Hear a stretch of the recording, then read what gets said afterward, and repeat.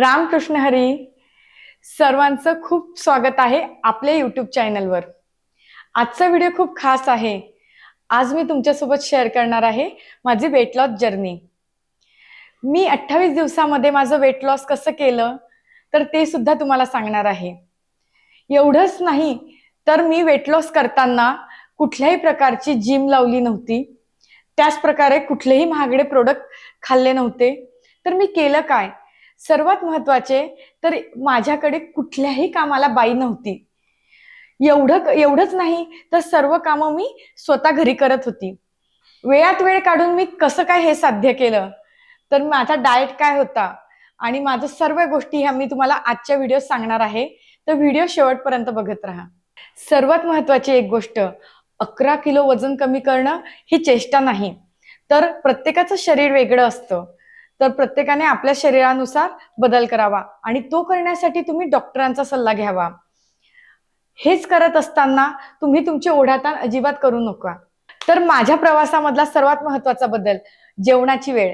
तर जेवणाची वेळ कशी होती माझी? मी सकाळी जेवायची 12 वाजता आणि संध्याकाळची जेवणाची वेळ होती माझी 7 वाजता. तर यामध्ये माझा 17 तासाचा फास्टिंग राहायचा. यामध्ये मी फक्त पाणी प्यायची, दुसरं काही खात नव्हती. आता बोलूया सर्वात महत्त्वाच्या टॉपिकवर, माझा आहार. तर माझ्या आहारामध्ये मी चपाती पूर्णपणे बंद केली होती आणि माझ्या ताटामध्ये मी घेतली होती भाकरी. भाकरी खात असताना त्याच्यासोबत मी काय खात होती तर माझं ताटामध्ये असलेले मी कंटेंट शेअर करते. भाकरी, एक पालेभाजी आणि फळभाजी हे मी खात होती. याच्यामध्ये माझ्यासोबत एक सूप राहायचं, कधी मी कढी प्यायची. सर्वात महत्वाचं, मला जेवणाआधी मी खूप मोठा बाउल भरून सॅलेड खायची. सॅलेडमध्ये काय राहायचं तर गाजर, टोमॅटो, काकडी, बीटरूट, हे सगळं माझं फ्रेंड होतं. माझा हिरो म्हणजे माझं सॅलेड होतं. त्यामुळे मला शक्ती भेटली डाएट करण्याची.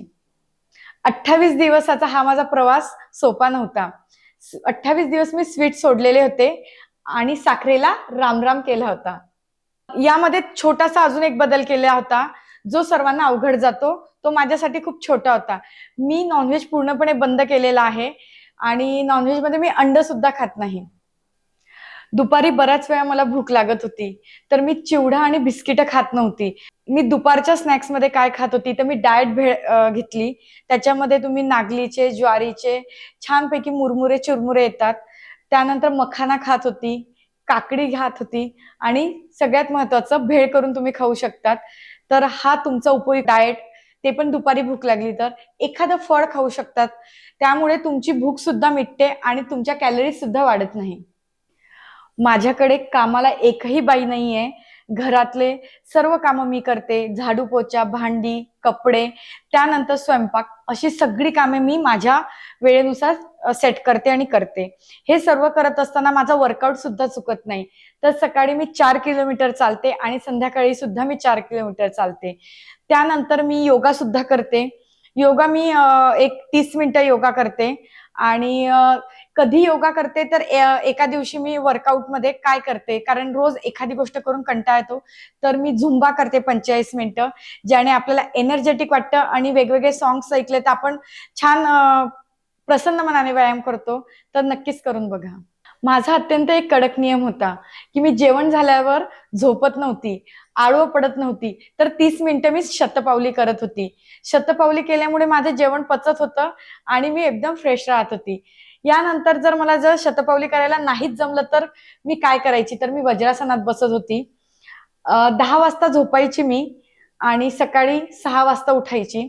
ज्यामुळे 10 तासाची माझी पूर्ण झोप व्हायची आणि माझा दिवस अत्यंत फ्रेश जायचा. मैत्रिणींनो, मी घरची सगळी जबाबदारी करू शकते, तर तुम्ही नक्कीच करू शकतात.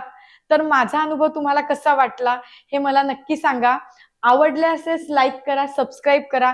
आपल्या चॅनलला सबस्क्राईब केल्यानंतर तुम्हाला नोटिफिकेशन येत राहतील.